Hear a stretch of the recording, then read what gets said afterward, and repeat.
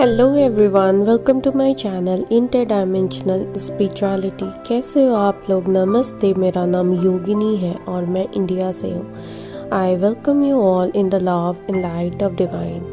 अगर आप मेरे चैनल पे नए हो और आपको मेरी वीडियोस अच्छी लगे तो please like, share and subscribe. और मैंने आप सभी लोगों की सुविधा के लिए अपने चैनल पे प्लेलिस्ट बना रखी है, तो प्लीज़ उसे चेक ज़रूर करें।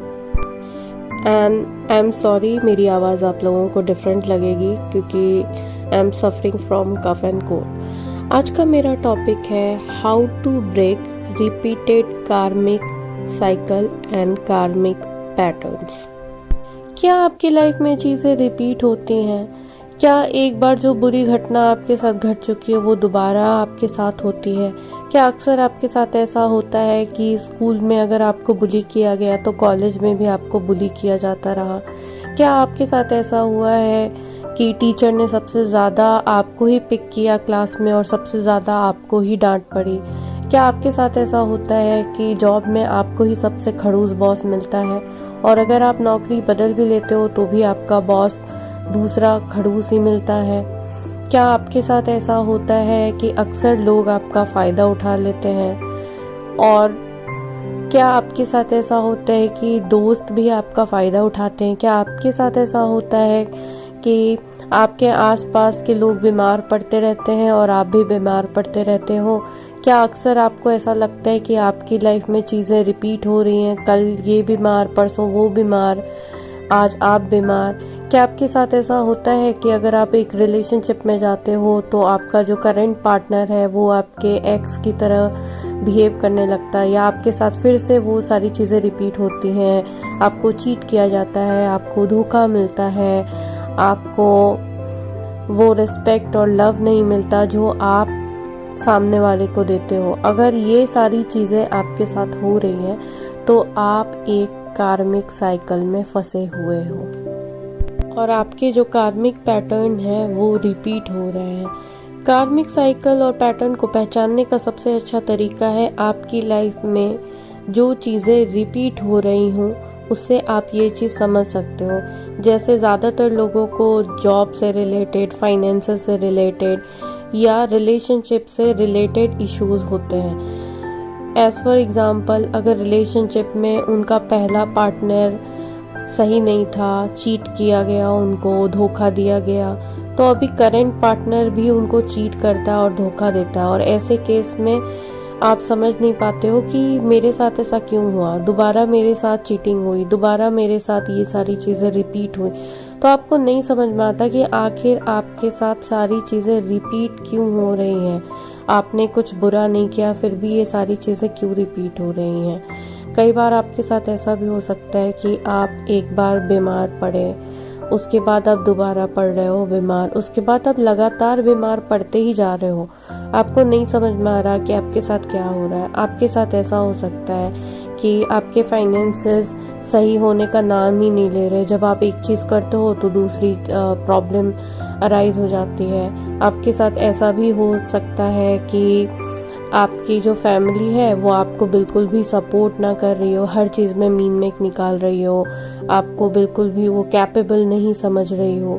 तो ये सारी जो चीज़ें हैं ना जो आपकी लाइफ में रिपीट हो रही हैं वो आपके कार्मिक साइकिल और पैटर्न को समझने में आपकी मदद करेंगी। मैं यहाँ पे रिलेशनशिप का ही एग्जांपल लूँगी थ्रू आउट द वीडियो, क्योंकि ज़्यादातर लोगों को यही प्रॉब्लम और यही चीज़ें रिपीट होते हुए नज़र आती हैं अपनी लाइफ में, और बहुत सारे लोगों ने इससे रिलेटेड ही क्वेश्चन मुझसे पूछे हैं। तो आइए देखते हैं कि रिलेशनशिप में जो चीज़ें हैं आपकी वो रिपीट क्यों होती हैं। तो जो कार्मिक साइकिल है वो कार्मिक पार्टनर की वजह से या कार्मिक लोगों की वजह से हमारी लाइफ में आता है।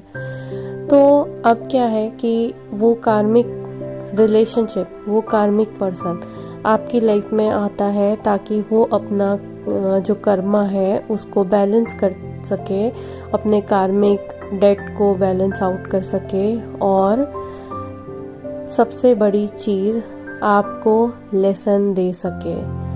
तो ये साइकिल आपकी लाइफ में इसलिए रिपीट होती है क्योंकि आपने अपना लेसन नहीं सीखा अभी तक।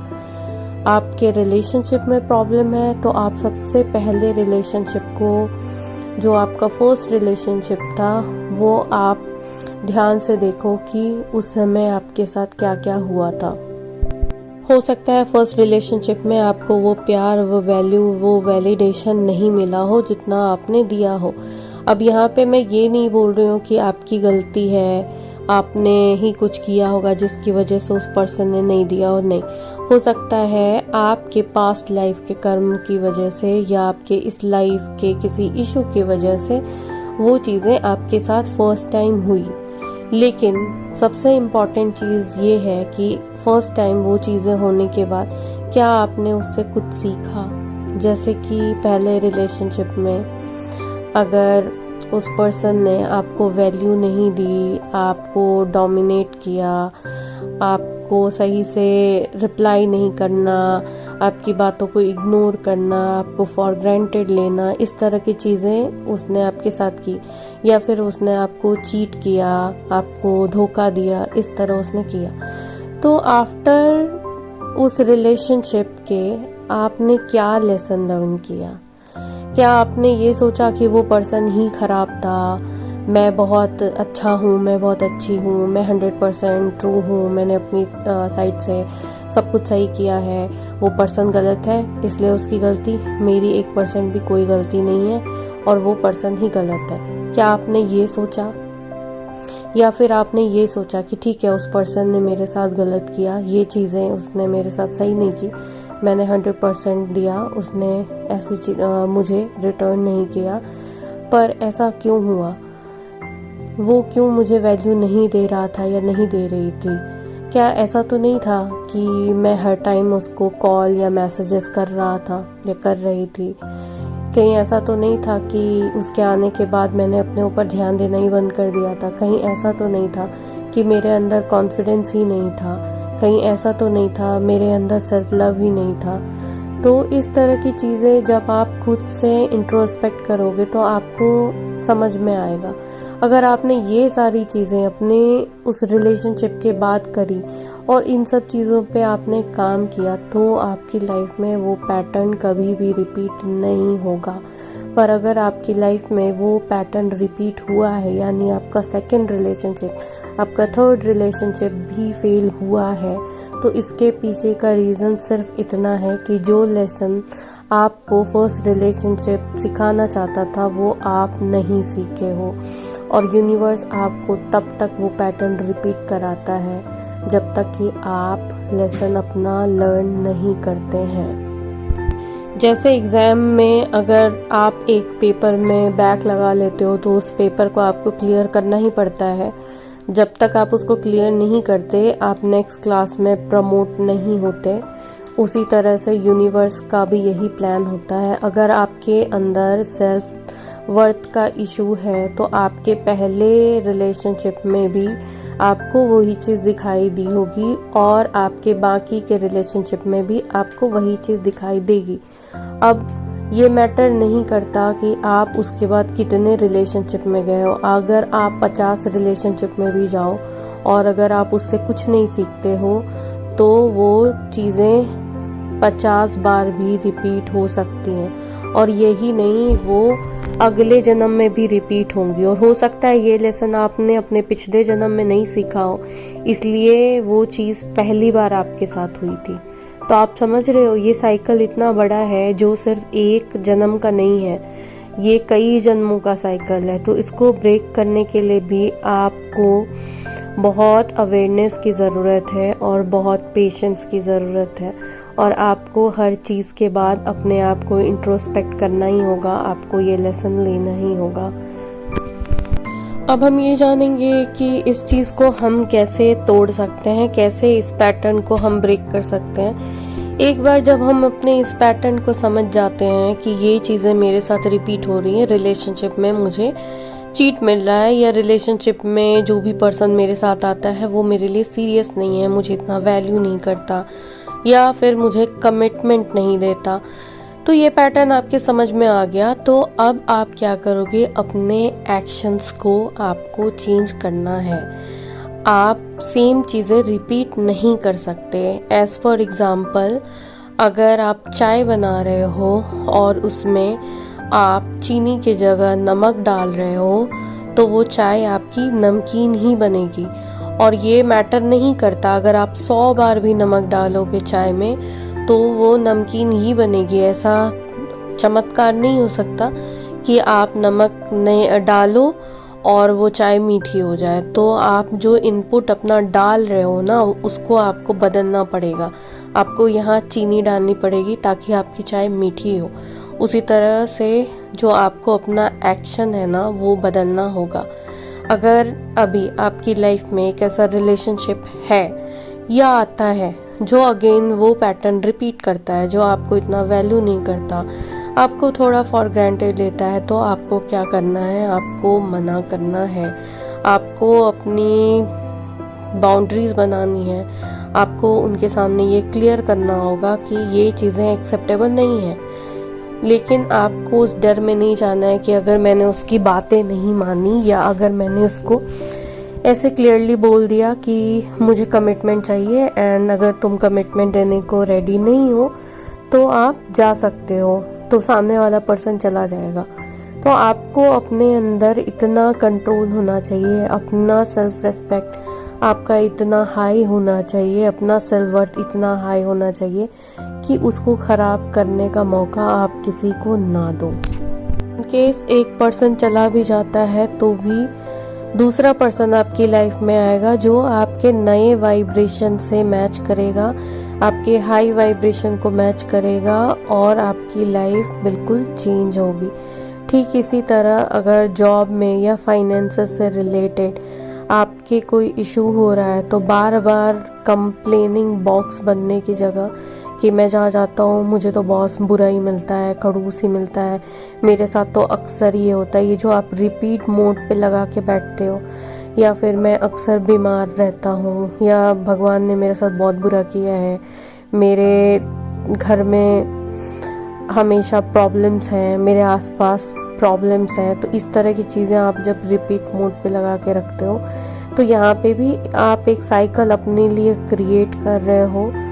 हाँ, आपकी तबीयत ख़राब हुई होगी, आपको प्रॉब्लम आया होगा, फाइनेंशियल आया होगा या और भी तरह के इश्यूज आए होंगे आपकी लाइफ में, लेकिन अगर आप उस चीज़ को लेकर के लगातार एक कंप्लेनिंग मूड में रहते हो तो वो चीज़ें आपकी कम नहीं होती बल्कि वो इन्हेंस होती रहती है, क्योंकि यहाँ पे भी आप एक्शन अलग नहीं ले रहे हो।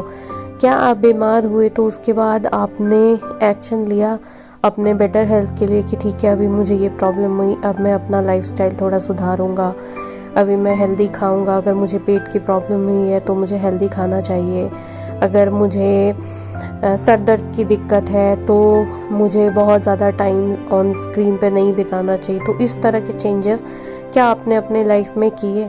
या अगर आपको निगेटिव फील होता है तो अब मुझे पॉजिटिव थॉट्स अपने माइंड में लाना चाहिए, मुझे मेडिटेशन करना चाहिए। तो इस तरह की चीज़ें जब आपने अपनी लाइफ में नहीं की, जब बदलाव आपने नहीं किया, तो वो पैटर्न आपका, वो साइकिल आपका कभी भी ब्रेक नहीं होगा।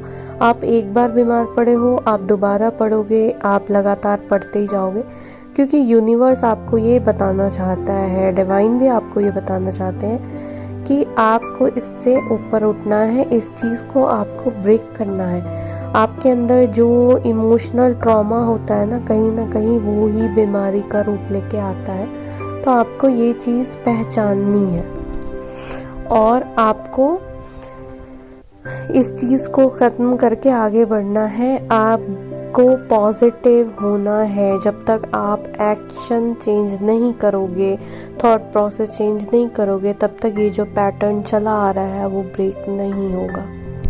अब कुछ लोगों की फैमिलीज़ कार्मिक होती हैं या उनके पेरेंट्स कार्मिक होते हैं, और जब उनको ये पता चलता है कि कार्मिक क्या होते हैं, कार्मिक ऐसे होते हैं जो हमको कर्मा का पाठ पढ़ाते हैं, तो उनका पहला जो नेचुरल रिएक्शन होता है वो होता है एक हेट करना कार्मिक रिलेशनशिप से।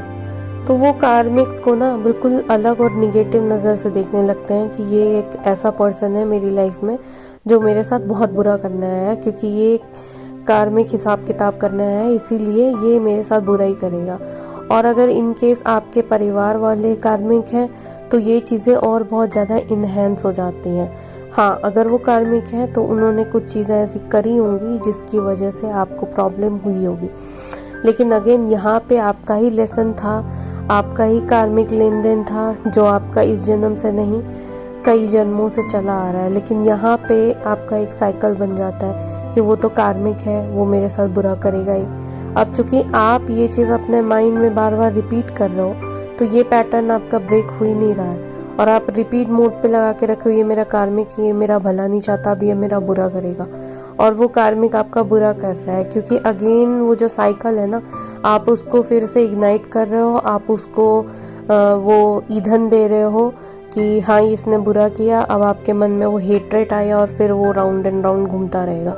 तो इसको ब्रेक करने के लिए आपको फॉरगिवनेस करनी होगी, आपको फॉरगिव करना होगा कि ठीक है मेरे साथ ये हुआ, मेरे फैमिली वालों ने ऐसा किया, लेकिन अब मैं इनको माफ़ करता हूँ, करती हूँ, क्योंकि इन पास्ट किसी जन्म में मैंने भी कुछ ऐसा किया होगा जिसकी वजह से इनको इतनी तकलीफ हुई है, इतने हर्ट हुए कि आज ये सारी चीज़ें मुझे रिटर्न कर रहे हैं। तो आई एम थैंकफुल कि उन्होंने जो मेरा कार्मिक डेट है वो ख़त्म कर दिया। अब मैं ये साइकिल को ख़त्म करता हूँ, इस साइकिल को ख़त्म करती हूँ, मैं उनको माफ़ करता हूँ, मैं उनको माफ़ करती हूँ और मैं उनसे माफ़ी मांगती हूँ। तो यहाँ पे फॉरगिवनेस प्रैक्टिस करना बहुत ज़्यादा इम्पॉर्टेंट है। कार्मिक रिलेशनशिप को दुश्मन की जगह एक टीचर की तरह जब आप देखने लग जाओगे ना, तो आपकी लाइफ में काफ़ी चेंजेस आएंगे, आपकी लाइफ ट्रांसफॉर्म होगी और आपके सर्कमस्टांसेस भी चेंज होंगे। लेकिन आपको वही करना होगा कि आपको चाय बनाते टाइम चीनी तो डालनी ही होगी, यानी आपको अपने एक्शन और अपने थॉट से उस पैटर्न को ब्रेक करना होगा। कई बार कुछ लोगों के फैमिली में भी एक फैमिली पैटर्न चला आ रहा होता है, और ज़्यादातर ट्विन फ्लेम के केस में ऐसा होता है कि उनका काफ़ी फैमिली साइकिल का होता है इशू, उनका कार्मिक पैटर्न होता है फैमिली का जो उनको ब्रेक करना होता है। तो ऐसे केस में अगर आप ट्विन फ्लेम जर्नी में हो तो आपने काफ़ी ट्रॉमेटिक लाइफ देखी होगी, ट्रॉमेटिक चाइल्डहुड रहा होगा आपका, और रिलेशनशिप में भी आपके बहुत इश्यूज हुए होंगे। तो यहाँ पे भी आपको इसी तरह से अपने पैटर्न को ब्रेक करना होगा। पैटर्न को ब्रेक करने के लिए आपको किसी तलवार की ज़रूरत नहीं है, बल्कि आपको सिर्फ अवेयरनेस की ज़रूरत है। और अगर एज अ चाइल्ड आपको बहुत प्रॉब्लम का सामना करना पड़ा या आपके साथ चीज़ें सही नहीं हुई, तो नेक्स्ट आप ऐसा कर सकते हो कि जब आपका कोई चाइल्ड हो या दूसरे बच्चे हो तो आप उनके साथ वो चीज़ें नहीं होने दो। इस तरह से आप इस पैटर्न को ब्रेक करोगे। अपने जो जनरेशन का आपका पैटर्न चला आ रहा है या कर्ज चला आ रहा है उसको आप ब्रेक करोगे। अब कुछ लोगों की ऐसी कंप्लेन रहती है कि उनकी फैमिली उनको उनके हिसाब से लाइफ नहीं जीने देती, उनके हिसाब से करियर नहीं चुनने देती, उनके हिसाब से लाइफ पार्टनर नहीं चुनने देती, इन शॉर्ट उनके हिसाब से लाइफ जीने नहीं देती। एज अ चाइल्ड तो उन्होंने अपनी पसंद थोपी ही थी, पर बड़े होने के बाद भी वो अपना इंटरफेरेंस नहीं छोड़ रहे हैं। आप चाहते थे म्यूजिशियन बनना और आपको बना दिया उन्होंने डॉक्टर। तो इस तरह की चीज़ें अगर आपके साथ हो रही हैं जिससे आप ना खुश हो, तो यहाँ पे आपका बहुत मेजर लेसन है कि आपको अपने लिए स्टैंड लेना होगा। अगर आप अपने लिए स्टैंड नहीं लोगे तो कोई और आपके लिए स्टैंड नहीं लेगा। यहाँ पे आप फैमिली को या अपने पेरेंट्स को ब्लेम नहीं कर सकते, आपको अपने सच के साथ खुद खड़ा होना पड़ेगा, आपको अपने लिए स्टैंड लेना होगा। As an adult, as an young person आपका इतना हक बनता है और आपको इतना स्ट्रॉन्ग होना पड़ेगा। आप एक छोटे बच्चे नहीं हो कि हर चीज़ के लिए आप डिपेंडेंट रहोगे, हर चीज़ आप पूछ के करोगे। तो यहाँ पे आपको अपने लिए स्टैंड लेना है, आपको स्ट्रॉन्ग रहना है। मैंने अपने कई सारे वीडियोस में बैड मैरिज का एग्जांपल दिया है। अगर आप एक कार्मिक मैरिज में या एक बैड मैरिज में स्टक हो तो भी आपको ये स्टैंड खुद ही लेना पड़ेगा कि आप उस मैरिज से बाहर आओ। आप अगर वेट करते रहोगे कि अचानक से कोई मैजिक हो जाएगा, कोई चमत्कार हो जाएगा और सब कुछ ठीक हो जाएगा, तो ऐसा नहीं होता है। अगर वो चीज़ बिल्कुल ख़राब हो चुकी है तो आपको वहाँ से बाहर आना होगा। अगर आपका पार्टनर कार्मिक और एब्यूसिव है तो आपको स्टैंड लेना होगा। और ज़्यादातर इंडियन लड़कियों की ये प्रॉब्लम होती है कि वो अपने पैरों पे खड़ा नहीं होती और इसी वजह से ड्यू टू फिनेंशियल इश्यूज़ वो स्टैंड लेना ही नहीं चाहती हैं। तो अगर आप यहाँ पे भी स्टैंड नहीं लेना चाहते हो तो ये चीज़ें आपके अगले बर्थ में भी रिपीट होंगी, क्योंकि लेसन तो आपको लेना होगा, आपको स्ट्रांग बनना होगा, आपको स्टैंड लेना होगा। और सबसे पहले आपको फिनेंशियली इंडिपेंडेंट होना होगा। आपको क्यों चाहिए इजी मनी? आप क्यों काम नहीं कर सकते हो? आप क्यों अपने लिए नहीं कमा सकते हो? ऐसा तो कुछ भी नहीं है कि आप अपने लिए काम नहीं कर सकते हो। इट्स जस्ट कि आप अभी इतना करना नहीं चाहते हो, आप एफर्ट्स नहीं डालना चाहते हो। तो जब तक आप एफर्ट्स नहीं डालना चाहोगे, आप कैसे फिनेंशियली इंडिपेंडेंट होगे? एक और चीज़ है जो मुझसे काफ़ी लोगों ने पूछी है कि क्या हमारा कार्मिक पार्टनर है वो चेंज हो जाएगा। तो मैं एक चीज़ बोलना चाहूँगी, आप जब अपने कार्मिक पैटर्न को तोड़ देते हो तो आपकी चीज़ें चेंज हो सकती है, पर अगेन वो डिपेंड करता है बहुत सारे फैक्टर पे। कई बार आपका कार्मिक लेन देन इतना ज़्यादा होता है कि वो आपका पूरा लाइफ ले सकता है, और कई बार कार्मिक पार्टनर की वजह से आपका लेसन ही यही होता है कि आपको उस रिलेशनशिप से बाहर आना है, चाहे वो शादी हो या फिर कोई गर्लफ्रेंड बॉयफ्रेंड टाइप का रिलेशनशिप। तो ज़्यादातर केसेस में मैं बिल्कुल भी ये रेकमेंड नहीं करूँगी कि आप एक कार्मिक रोमांटिक पार्टनर को चेंज करने के लिए अपनी टाइम और एनर्जी इन्वेस्ट करो। क्योंकि अगर आप यहाँ पे टाइम और एनर्जी अपनी इन्वेस्ट कर रहे हो वहाँ चेंज करने के लिए, जिसके चेंज होने के चांसेस है पर बहुत ज़्यादा कम है, तो अगेन आप अपने आप को वैल्यू नहीं कर रहे हो। और अगर आप अपने आप को वैल्यू नहीं कर रहे हो तो अगेन कोई आपकी वैल्यू नहीं करेगा और ना वो कार्मिक पार्टनर आपकी वैल्यू करेगा। तो ये सब कुछ जो शुरू होता है ना, वो अपने आप से ही शुरू होता है और अपने आप पे ही ख़त्म हो जाता है। क्योंकि ये दुनिया ना एक मिरर की तरह है जिसमें आप सिर्फ अपने आप को देखते हो। तो फोकस आपका अपने ऊपर होना चाहिए, किसी दूसरे के ऊपर नहीं। कोई दूसरा इतना ज़्यादा महान नहीं होना चाहिए कि आप अपनी लाइफ को छोड़ के उसकी लाइफ के पीछे ही पड़ जाओ। आशा करती हूँ कि आज का ये वीडियो आप लोगों को अच्छा लगा हो और आपको समझ आया हो कि आपको अपने कार्मिक साइकिल और पैटर्न को कैसे ब्रेक करना है। और अगर आपको बीमारी और इमोशनल कॉजेज़ के बारे में एक वीडियो चाहिए तो आप मुझे कमेंट सेक्शन में बताना, तो मैं इसके ऊपर वीडियो लेके आऊँगी। मिलते हैं नेक्स्ट वीडियो में। Please like, share and subscribe, और कमेंट में मुझे ज़रूर बताना कि आपने अपने कौन से कार्मिक पैटर्न को ब्रेक किया है। बाय।